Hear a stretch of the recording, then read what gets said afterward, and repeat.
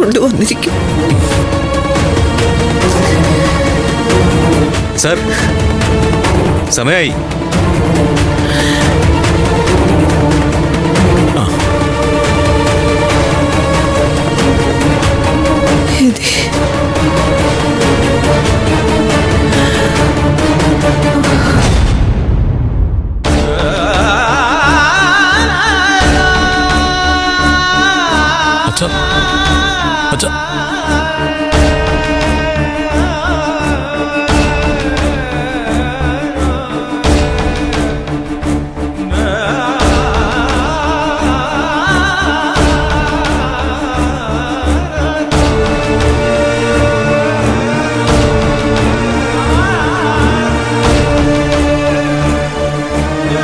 വരൂ.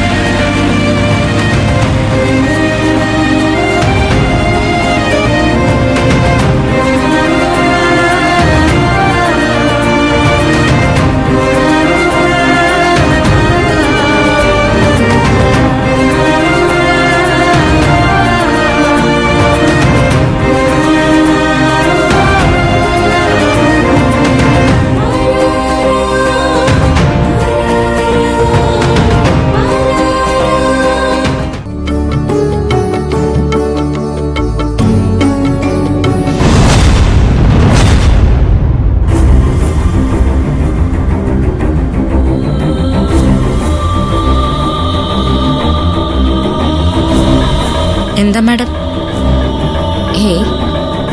ഞാൻ നിന്റെ മുറിയൊക്കെ ഒന്ന് കാണാൻ വന്നതാ.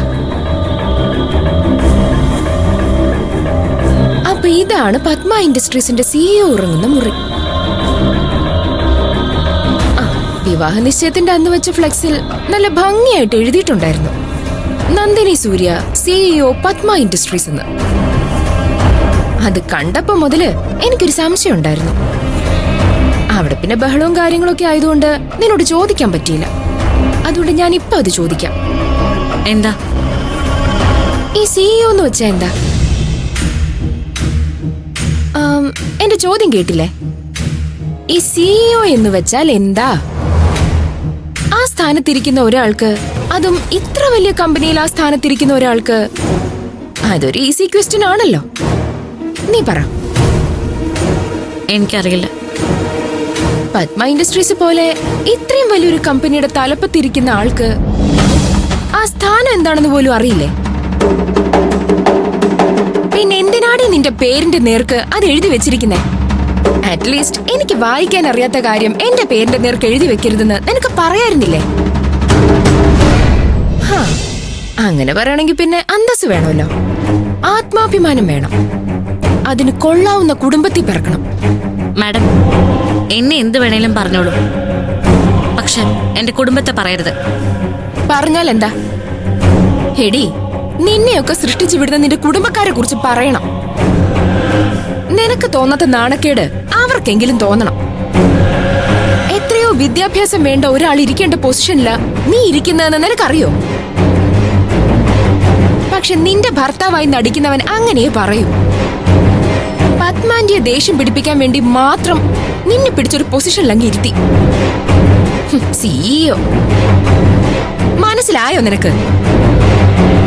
മനസ്സിലായി മാഡം. ഈ പറയുന്ന സ്ഥാനത്തിരിക്കാൻ എനിക്ക് യാതൊരു കഴിവുമില്ല. പക്ഷെ എന്റെ സൂര്യ സർ, എന്റെ ഭർത്താവ്, ഞാൻ സ്നേഹിക്കുന്ന പുരുഷൻ പറഞ്ഞാൽ ഏത് സ്ഥാനത്ത് ഞാൻ ഇരിക്കും.